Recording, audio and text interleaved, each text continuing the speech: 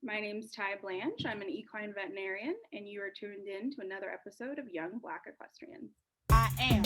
I am. I am. I am a young. I am a young. I'm a young. I am. And I am a young Black. A young black. Young. black. A young black. Black equestrian. Equestrian. Equestrian.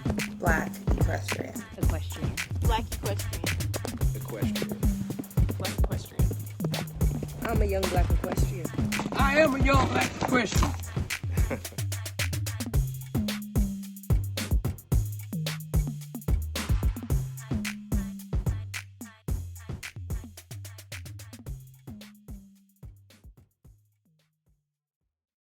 Hey, everybody, and welcome back to another episode of Young Black Equestrians with your hosts, Abriana Johnson.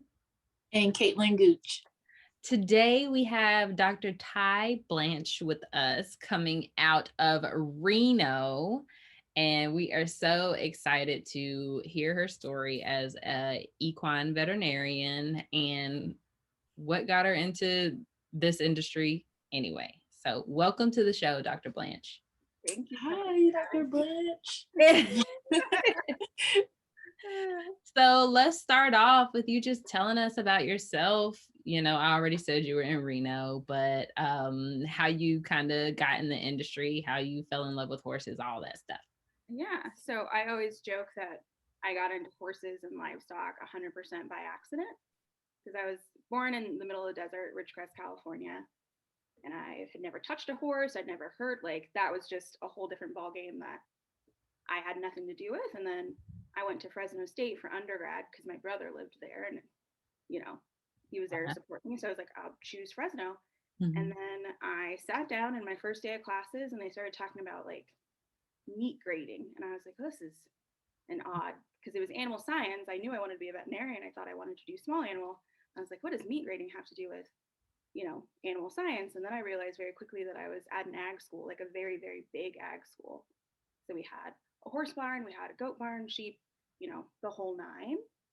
And I just kind of slowly started going out for more clubs and participating with some 4-H outreach. And I was like, this is pretty cool. And I just like something clicked in my head, and I was like, I like horses, and I want to do horses, and I do livestock as well. And I want to do livestock, and I just kind of never looked back. And I made myself, try out for our equestrian club.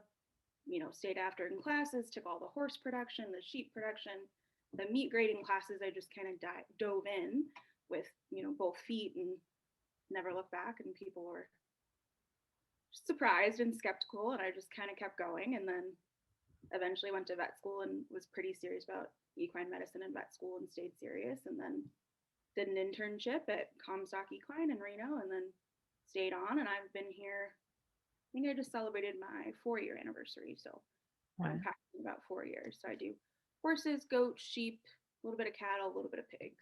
No cats, no dogs. Congratulations on coming up on 4 years. Thanks. Yeah, it's flown for sure. I'm like, it feels like it's been 15. Right. So I know that we have a lot of listeners that are interested in becoming veterinarians. So what would you say is one of the kind of biggest, I would say, like, motivators? Because I mean, it's hard. It's hard. But what would you say kind of got you through all of that? I think having key people around you and really being your own advocate, because when I was in high school, none of my counselors had a clue what you needed to get into vet school. They just didn't know. And so they'd be like, oh, you need this class. And I'd look it up myself and say, actually, it says I need this and this and this. And you really, really have to like be your own advocate. Mm-hmm. And then depend on those advocates around you that are educated. I had some key people that would, supportive, especially, being totally new to the equestrian world and 4-H world, because it's a whole different ballgame and there can be quite a bit of gatekeeping for sure. So I think being your own advocate and really leaning on those around you and just bullheaded determination, don't take no for an answer, find a way around it. I had clinics that would say, no, you can't volunteer here. It's okay. find a different clinic to volunteer at. When I first started working at my first equine clinic, I had just learned how to halter horses.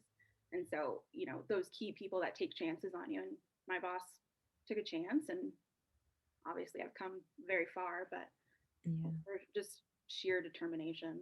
Mm-hmm. Mm-hmm. That is admirable for sure, because not that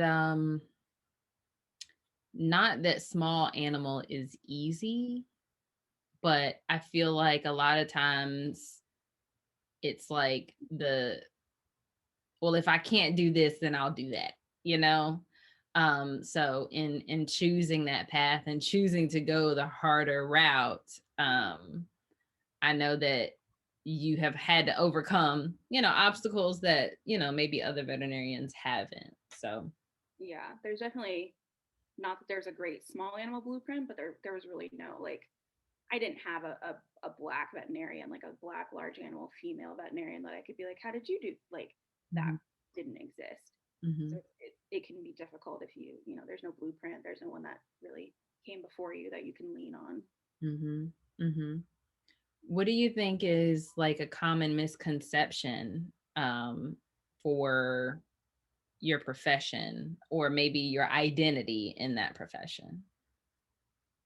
I think a common misconception when everyone will always say, oh, I always wanted to be a vet. And, I love puppies and kittens and foals. And I think veterinarians, we do a lot more than like wellness care. We do a lot of really tough stuff and a lot of really broad stuff. So we work with food safety. I do a whole lot of health certificates, and it's not just this narrow spectrum of I'm your vet and I'm going to give you your vaccines. It's this broad range, and there's so many roads that you can go down within veterinary medicine. It's not just general practice, especially large animal. We're all over the place. Yeah, we had another veterinarian on. I don't even know if that was last year. Maybe it was the year before that, but she talked about how she started off as an EMT.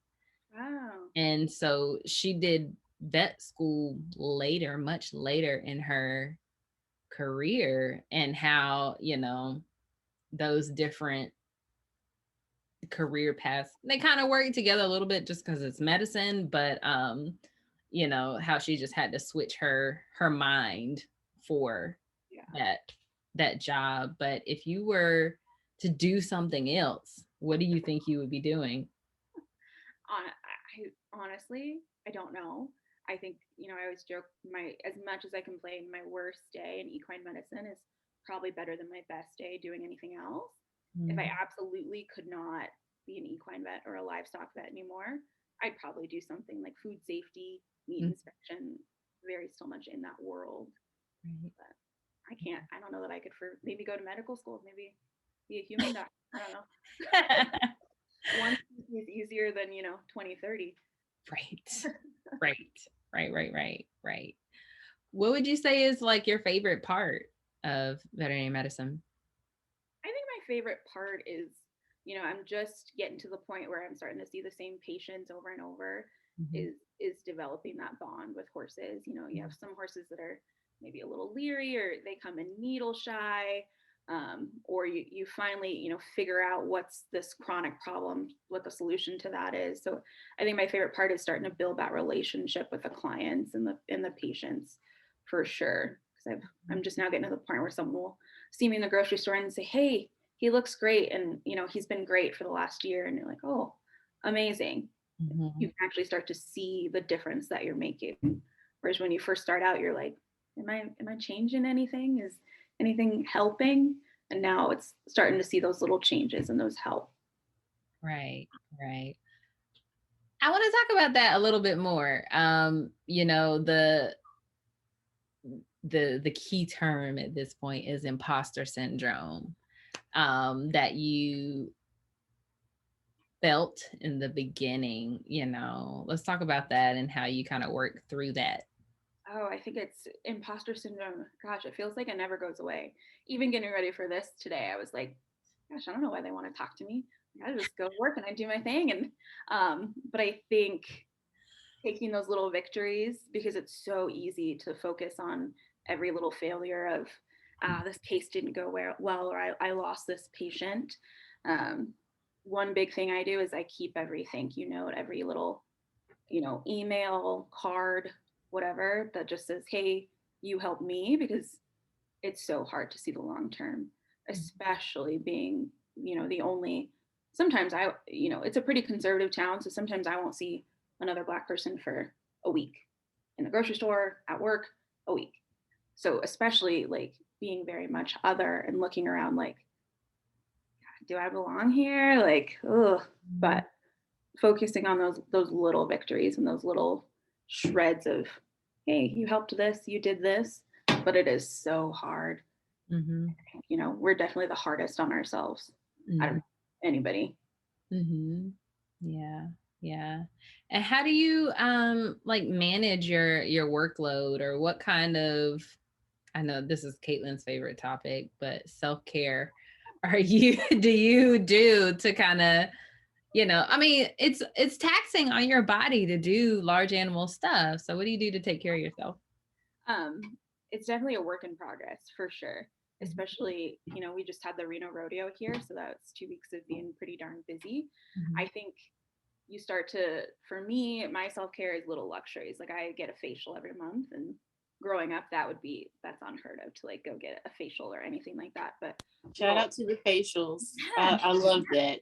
Facial once a month, every month, to the point where, when I get off track, I'm like, I can feel it in my bones and I just need to go lay under a steamer. I'm very much an introvert, so my self-care is often me being alone. So I'll take myself to the movies, and then we go get a facial, and then leave me, go get dinner with myself. But definitely alone time is my recharging, because I spend all day talking to people and working through problems with people. But that part.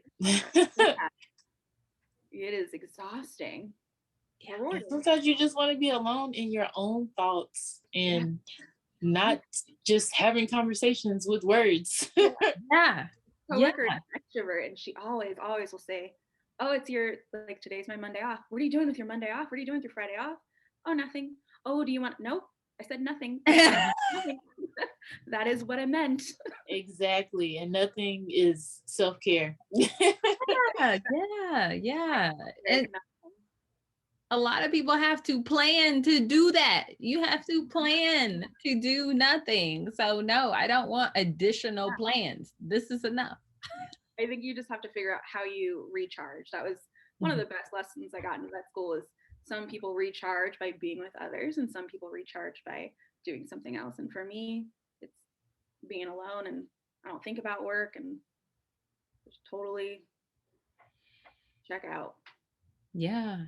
And a lot of times I feel like people get confused when they see people that can perform or can interact. They think that introverts are like just over in the corner, like, and it's like, no, I'm not like a hermit. I can interact with you, but I also want to be by myself when I'm done. They're like, what do you mean you're an introvert? You're not shy. You're so friendly. You're so bubbly. I'm like, yeah, because I'm on, and I need off. They don't know what introvert really means. Right. Introvert does not mean shy. Yes. That is like, I feel like both Caitlin and I are introverts, but we'll get on here on this podcast and cut up and, have a blast. But then we're also like, we message each other like all day long. Like I don't talk to her. If she calls me, I'm like, what's wrong? Why are you calling me? What's up? Facebook, Instagram, send me a TikTok. Don't talk right, to me. like, you all right? Is it an emergency? So I feel you on that completely. Do you do any sort of like mentoring, or like, are you still connected with the vet school? Yeah, for sure. I am I am the coordinator of our internship and externship program at Comstock. Mhm. Students, like vet students that want to come for a visit, will shoot me an email and say, hey, I'd like to do an externship at your clinic. So in that regard, definitely do a lot. We always like to have students. Mhm. Obviously, we have a pretty strong internship program, that first year training program. Yeah. But I do find that I love that. So definitely Yeah. that Is student it is great. a year long, the internship? So the internship is a year long, but usually our interns have done what's called an externship, and that's like a 2 to 3 week visit where you just come and you shadow. It's usually restricted to like active veterinary students, just Mhm. insurance purposes. Mhm. Sure, if you get ran over by a horse, we got some insurance on you. Yeah. Yeah. Yeah, little 2-3 weeks visits are more than adequate. When I visited my clinic as an extern, I visited for a day, and then they were like, "Oh, do you want to come out and be an intern?" Sure. Sure. Yes. Yes. We Yeah. love to have students, and I always get particularly excited when I have a student of color, a veterinary student of color. I'm like, come to the dark side, come do some medicine, livestock. You should Yeah. Yes. Yes. light that industry up with melanin. Yes. Yeah. Immediately. Gosh, I just lost my question. It was about the internship. Oh, how would you suggest, because this is another, I just keep thinking of barriers that people say that they have when not only getting into veterinary medicine, but getting into the horse industry. So one of them is not being able to find the opportunities. So how would you say that you were able to navigate finding opportunities for yourself? I know you said that, just continuing to not take no for an answer, but like actively seeking out those opportunities. What did that process kind of look like for you? It's definitely a long process. I kind of lucked into some things. I made some close friends in my undergraduate, and then they all worked at an equine clinic, and I was like, hey, is that something that I could do? And I actually didn't even get hired. I worked for months and months, probably almost even a year, as just a volunteer, and I would just show up. And I think the big thing is no opportunity is too small. So if they just need someone to come muck stalls and do the best stall cleaning they've ever seen, and be available and willing and open. I think, no, you're not too good for any job is the biggest thing. I would show up and I'd be like, hey, do you need me to reorganize the office for you? I noticed it's pretty dusty. So I think definitely making good friends and making use of those connections, but really just showing up and saying, I'd love to shadow your veterinary program, but I'm happy to start cleaning with, cleaning stalls, or if you're small animal cleaning pens or whatever. Yeah. But just being willing and open and very humble. Yeah. Yeah. I feel like that is one of the like first things that I ask. I'm like, or what I've noticed is like, oh no, I want to be, wrangling animals. And it's like, but they might poop on you and you haven't done any cleaning. Like, you got to start cleaning first and then you work your way up. And I would say that's the biggest thing with students and volunteers. The students that come to us and are very much like, I'm just here to learn, veterinary medicine, and I just want to learn how to put catheters and all this. Well, if you weren't with me at 2 a.m. mucking stalls and working up that colic and really like being in there, it doesn't make me want to, like, I'll seek you out and give you opportunity if I notice, hey, she helped really a lot with treatments the other day. Let me take her on this call with me, or him on this call with me. So I think, those little things are very noticed and people don't realize it, as well as being nice to everybody involved, especially like grooms are great people to get friends with. Stall cleaners, the handyman, those are the people. It's very easy to go in and be like, well, I just want to ride. I just want to do, like, I don't have time for you. But then those people will come to me and say, hey, not great, that one. And it's like, okay, duly noted. Yeah. Yeah. And those are the people that know what's wrong with the horse. Yeah. like, yeah, the owner may call, but it's like, okay, can you give me the history? Well, last week. Well, what about yesterday? You know? Yesterday, yeah, I talked to the grooms, trainers, and like the owners are great, but the they're with the horses every day, or even a lot of it is the girl that cleans the stalls every week and every day and grooms the horses. Mhm. Often that person knows way more than the actual Right. owner. So Right. Or they're the ones helping administer the treatment. So it's important to make sure that they understand what's going on. Right. Because a lot of times, there are horse owners who only have time to ride. They don't have time to do other stuff and notice those changes and those things, or keep up with it. yeah, Mhm. all the time.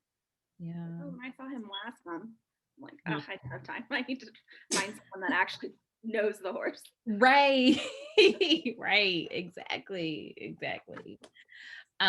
What would you say is like the biggest challenge that you faced, either working with horses or being in the industry? It can be a case, it can be. I think probably the biggest challenge is overcoming that initial surprise when you get out of a vet truck or when you decide you want to, when I decided I wanted to work in large animal, I had quite a few people that were just surprised to the point of being gatekeepers and very much. Mhm. I had few key people that were so helpful getting me ahead, but I remember vividly when I was an undergrad, I so badly just wanted to be out with the horses, and I just had all I had for shoes was from like an old costume for Halloween. It was like pink plastic Doc Marten like boots, and like some girls were kind of sneering and making fun of me behind my back, and I had a good friend kind of say, hey, here's, I have some Ariots and some Justins. These are old. Do you want them? And like that little gesture made all the difference. So I think really overcoming people's expectations and just going into everything with a good attitude, because I definitely will get out of the vet truck and see people and see the surprise on their face and kind of feel the vibe change. And Mhm. you just get out and you're as happy and as friendly as can be. And it doesn't work every time, but they'll start to feel pretty silly about how stubborn they're being if you're just, sounds cheesy to say kill them with kindness, but that's Mhm. the biggest challenge, especially with clients. 99% of my clients are great, but there is definitely 1% that have made it clear that the color of my skin is perhaps a problem for them. Mhm. So treating them with equal kindness and not, treating the patient, Mhm. not saying, well, I'm not going to treat your horse because you're, refusing to see a black veterinarian today. But Mhm. that's the biggest challenge, is just overcoming that surprise, that elephant in the room that nobody's talking about. Mhm. They'll be like, oh, you're so young. I'm like, Yeah. and Yeah, because black don't crack. yeah, exactly. Not that young, but thank you. And making a joke out of it, I say, oh, thank you. It's a bad day when I get out of the truck and you're not surprised. So that's My veterinarian is Black, and back when he applied for veterinarian school, he couldn't apply because he was Black. wow, So like they sent him his money back. wow, wow. Yeah, so I was talking to another veterinarian and I had mentioned him, and she was like, well, I've never heard of him before. And I almost said he's Black, because I knew if I said that, she, like if she did hear of him, she'd be like, oh, that one, because there's not a lot of Black veterinarians in this area. But I didn't say it because I was like, his legacy is so amazing. If you ain't heard of him, you can go Google him. Yeah. Yeah. That's amazing. I can't imagine. So, what vision do you have for like the future of your career? I envision a group of colleagues that really reflects the population that we serve. So like the equine world is so diverse and it's so colorful, and you just don't see that in the veterinary population, small animal or large animal. Mhm. So that's my hope, is just to get some more faces of color, any color, black, brown, any color, Yeah. to be able to look and say, hey, we're finally getting a little better representation particularly in the large animal world, because there's such a huge black equestrian world that people just don't even, they're not even aware of. Yeah. And I think especially because like your veterinarian's black, not to say that you wouldn't want a white veterinarian, but sometimes being able to look and be like, oh, you know, this person looks like me, maybe I'm a little more comfortable. And I think, you know, the further we get away from that, even, you know, color, financial status, it just makes it harder and harder to relate to the clients and provide them a better service than what we currently are. Right. You're right about that. Yeah. Do you ride currently? Not currently. My free time is, it's zero. Yeah, I feel you. And I mean, a lot of veterinarians, unless it's like sport horse, you know, they're just like, nah. Like I see horses every day.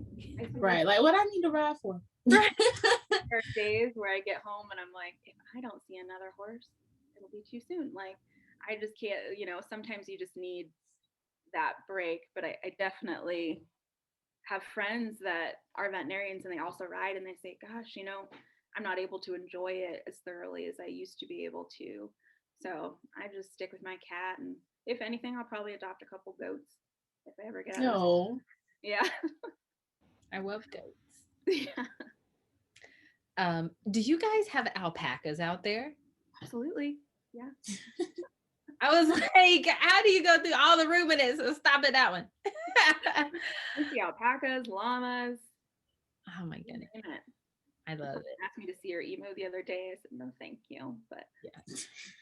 No. I know they're on farms, but like that's a different kind of beast right there.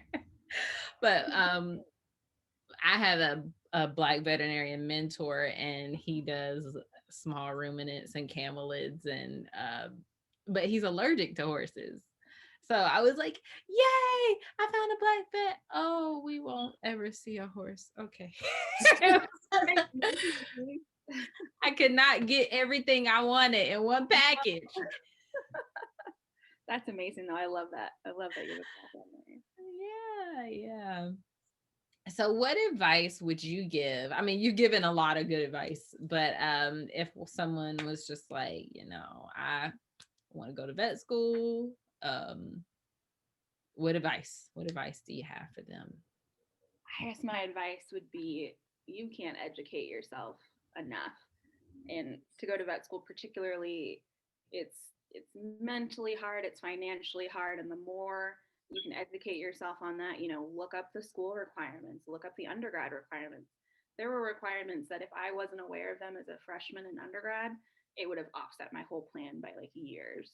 So you cannot be educated enough, and no one is going to do that for you. You really, really have to be your own advocate and to keep going. I had, you know, many people. I remember once I failed a test and I went to my advisor, this person that's supposed to be my guidance to vet school when I was an undergrad, and I said, I don't know that I'm cut out to be a veterinarian. I can't pass this class. And his response was, you're probably right. And so if you listen to the people around you, it can be very easy to just give up and say, maybe I'll just do small animal, or maybe I won't be a vet at all. So you cannot be educated enough, and do not get discouraged by any setback. There are so many setbacks. You just have to keep going. It's hard. Keep going. When people make those comments, I wish I could just be a fly on the wall and then just, I don't know, karate chop or bite them.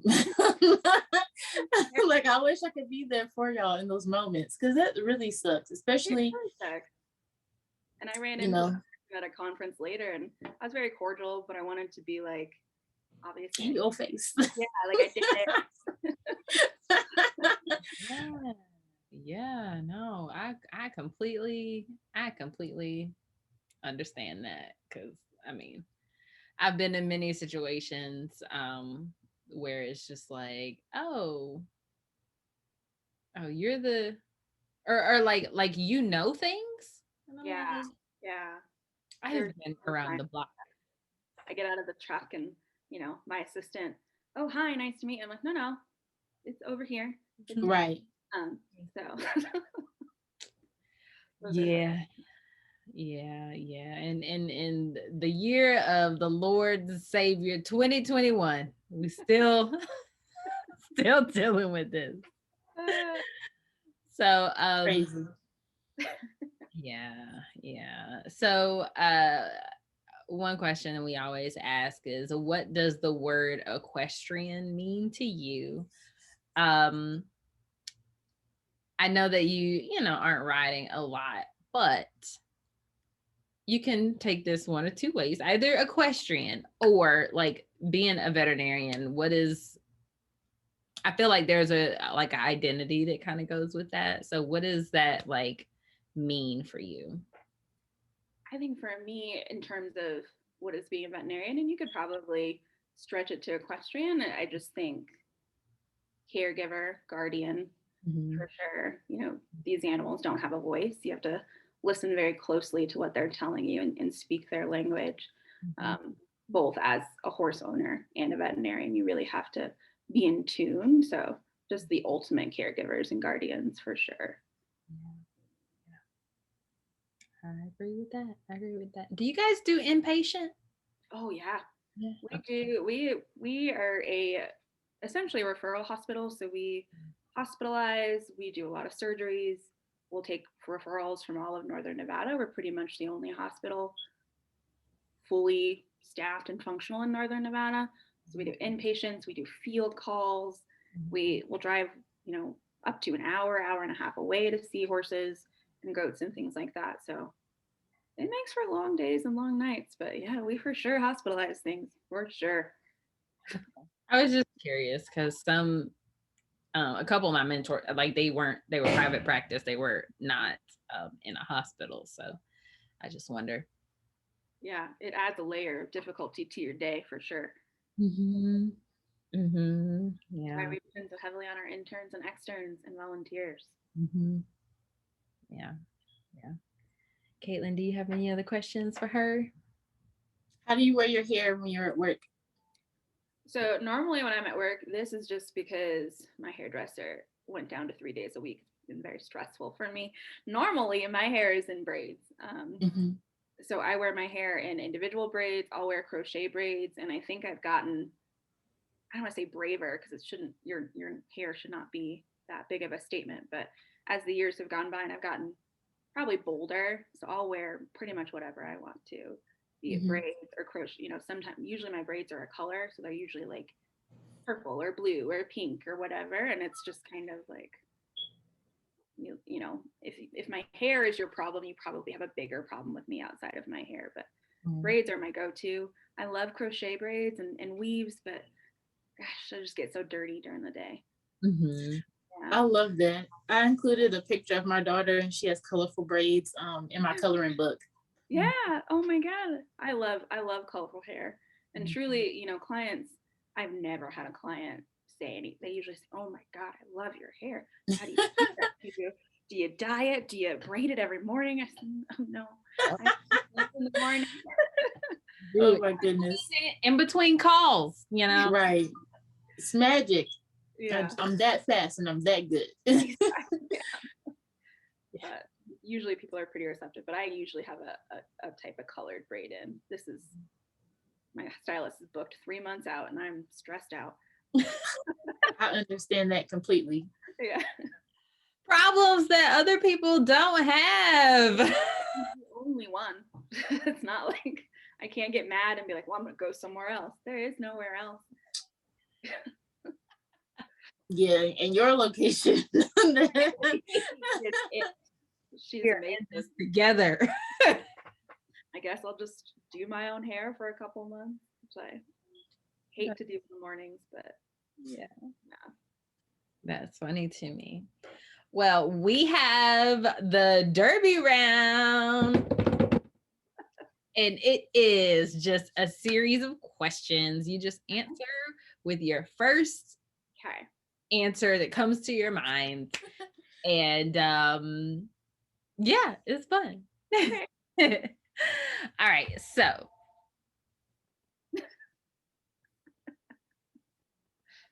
can you hear the phone ringing? No? Oh, okay. All right. Well, I'm gonna edit this part out. Okay. Logo. No, keep it in. All right. English or Western?